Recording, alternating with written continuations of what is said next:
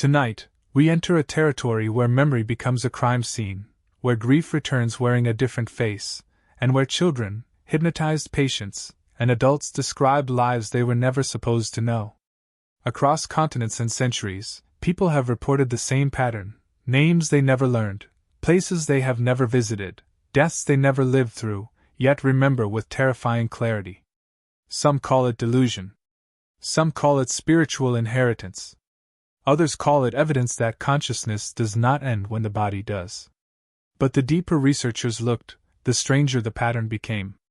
Because these stories are not only about rebirth. They are about karma, trauma, unfinished pain, and a possibility hiding beneath identity itself. If even a fraction of these accounts are real, then death is not an ending, memory is not confined to one brain, and the life you are living now may continue something far older. There is a village in India where a little girl pointed to strangers and called them family. She named a town she had never seen, described a house no one around her recognized, and spoke of a husband who was not her father. At first, adults laughed. Children invent things. They absorb fragments and stitch fantasies out of overheard words. But then investigators followed the details. The town existed. The house existed. The dead woman existed. And piece by piece, the child's memories aligned with a life that had ended before her own had begun. This is where our story begins, not in a temple or seance, but in the space between what memory should be and what it becomes. For centuries, cultures across Asia, the Middle East, Europe, and the Americas have told stories of souls returning, carrying invisible debts from one lifetime into the next. Karma, in these traditions, is not comfort. It is consequence stretched across time. A cruelty unanswered. A love unfinished. A fear so deep it survives the grave. In Buddhist and Hindu philosophy, rebirth is not romantic. It is gravity. A chain of causes and effects binding consciousness to suffering until something awakens and breaks the wheel. But what makes this mystery dangerous is that some of the most unsettling cases emerge not from scripture, but from interviews, medical records, and notes written by people trained to doubt. In the 20th century, psychiatrists and field researchers began collecting accounts from children who spoke with certainty about previous lives. Again and again, the pattern repeated. Young children described names, villages, occupations, relatives, and sudden deaths that their families insisted they could not have learned. Some showed phobias that made no sense in their present lives: terror of water, panic at loud metal sounds, refusal to wear certain clothes, horror at knives, roads, or fire. In some cases, those fears seemed to match the reported death of the person they claimed to have been. Researchers documented birthmarks and birth defects that some families believed echoed old wounds. Most scientists remained skeptical. Memory is fragile. Suggestion is powerful. Families talk. Communities embellish. Yet even after fraud, coincidence, and contamination were stripped away, a residue remained. Then came past life regression, and the mystery shifted from children to adults. Under hypnosis, ordinary people began describing scenes from other centuries: battlefield smoke, drowning ships, ruined monasteries, candlelit rooms, names spoken in languages they did not consciously know. Critics argued that hypnosis can create false memories with terrifying ease, and they were not wrong. The mind does not merely remember, it invents, edits, protects, and performs. But some sessions produced reactions so intense that even therapists who rejected reincarnation were forced to confront a question. If these memories were not real, why did they carry the psychological force of trauma? Why did some patients emerge relieved of fears after reliving lives they may never have lived? Was this proof of reincarnation, evidence of buried symbolism, or something deeper? That is the edge we stand on now. Between religion and psychiatry. Between data and myth. Between the measurable brain and the ancient intuition that something inside us survives. Because if karma is real, then memory may not end at death. If regression reveals more than fantasy, then identity is less stable than we imagined. And if even one of these stories is true, then every human life may truly be only a chapter in a much older account. So the question is no longer whether reincarnation is a comforting belief. The real question is far more disturbing: what, exactly, is returning? To understand why these stories refuse to die, we have to enter the uncomfortable territory where science, culture, and consciousness collide. Researchers studying claimed past life memories noticed something strange. The strongest cases often came from very young children, usually between the ages of 2 and 6. They spoke spontaneously, without hypnosis, often with emotional urgency rather than theatrical mystery. Many insisted they had another home, another mother, another death. Then, as they grew older, the memories usually faded. That pattern mattered. It suggested that whatever was happening was not just performance. It had a timeline, almost like a window briefly opening and then sealing shut. For investigators, that made the phenomenon harder to dismiss, but also harder to explain. Some scholars approached these cases like detectives. They compared statements made by children with death records, interviews, maps, and witnesses. They looked for names, occupations, family structures, injuries, and locations that could be checked. In the strongest cases, dozens of small details appeared to match a deceased person. Yet science does not move on astonishment alone. Alternative explanations remain powerful. Children are observant. Adults ask leading questions. Communities spread stories quickly. Memory contamination can happen before anyone notices it. Once a family believes a child may be recalling a past life, every reaction around that child can shape the narrative. Skeptics argued that what looked like evidence could simply be coincidence amplified by belief. And still, the most careful cases remained stubborn enough to keep the door open. Then there was the mechanism no one could agree on. If these are genuine memories, how could memory survive the death of the brain? Modern neuroscience ties memory to physical structures, electrical patterns, and biochemical change. Damage the brain, and memory fractures. Alter the brain, and personality shifts. By that model, personal memory should die with the body that formed it. Reincarnation would require either that consciousness is not produced entirely by the brain, or that the brain is more like a receiver than a generator. That idea sounds radical, but it is exactly why the subject provokes such fascination. It does not merely challenge one belief.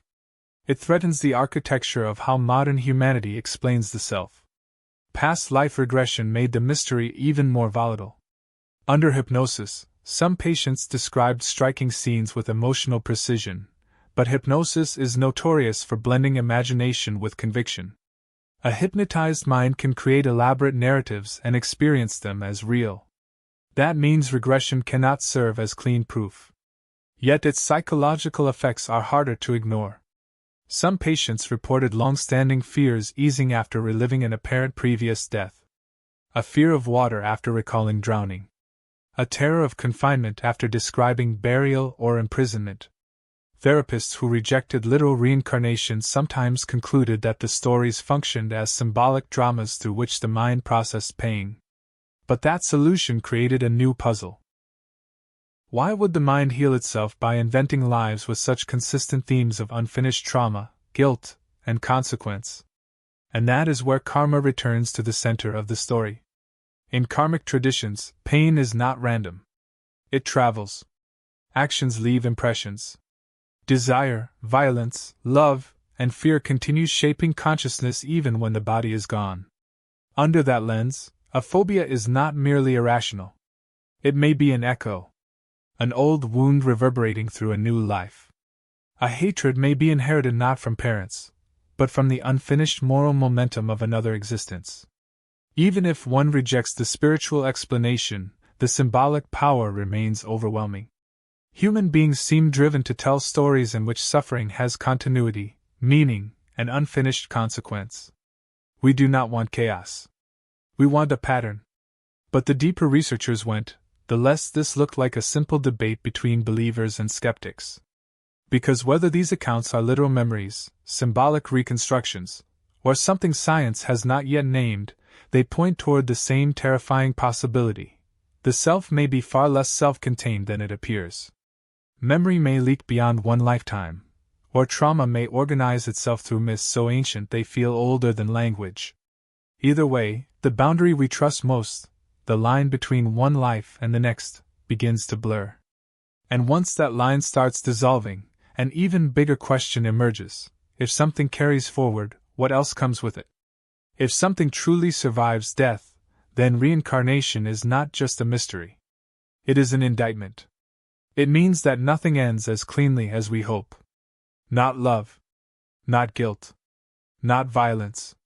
Not fear. The consequences of a single life may not be buried with a single body. In that world, karma is no longer a poetic idea whispered in temples. It becomes a law of moral gravity, binding each action to a future we may not live long enough to recognize. And suddenly, the question is not whether we once lived before.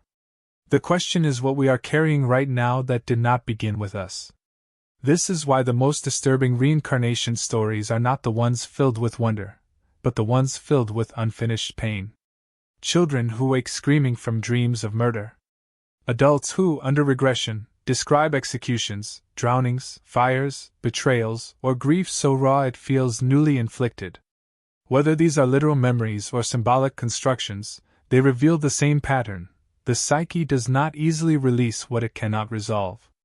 Trauma wants continuation. It repeats itself through fear, through obsession, through attraction, through inexplicable aversion. In a karmic universe, history is not only written in books and ruins. It is written in the nervous system. Human beings may be walking archives of unfinished experience, carrying invisible imprints across time like embers hidden beneath ash. That possibility transforms everything. It reframes suffering, not as random cruelty, but as a thread in a fabric we cannot fully see. It redefines justice, not as immediate punishment or reward, but as consequence unfolding beyond a single lifespan. It deepens compassion, because the stranger in front of you may be fighting wars that did not begin in this life.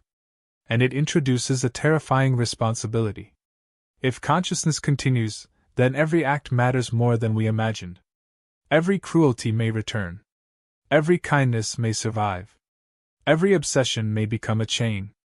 In Buddhist thought, this is precisely the tragedy of samsara. Beings moving from life to life, repeating ignorance, desire, and pain, mistaking continuity for identity, until wisdom finally interrupts the cycle.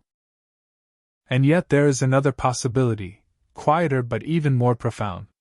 Maybe the true revelation of reincarnation is not that the individual ego survives unchanged, but that what we call a self is only a temporary pattern inside a larger stream. A wave believing it is separate from the ocean. That would explain why memories are fragmentary, why identities blur, why echoes appear instead of complete biographies.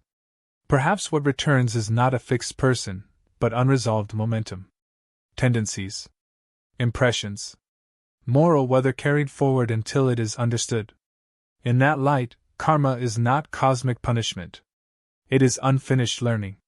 Life after life, consciousness encountering the consequences of itself until illusion breaks and awakening becomes possible. So is there proof of reincarnation? Not in the way a laboratory proves a chemical reaction. Not yet. The evidence remains controversial, fragmented, and fiercely debated. But the question has already grown larger than proof. Because these stories force humanity to confront something deeper than data alone. They confront us with the possibility that consciousness is stranger than neuroscience can currently map, that suffering may extend beyond biography, and that death may be less like a wall than a door we do not remember crossing.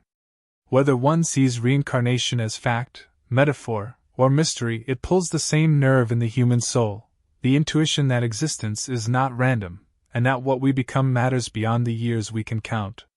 And maybe that is why these stories endure.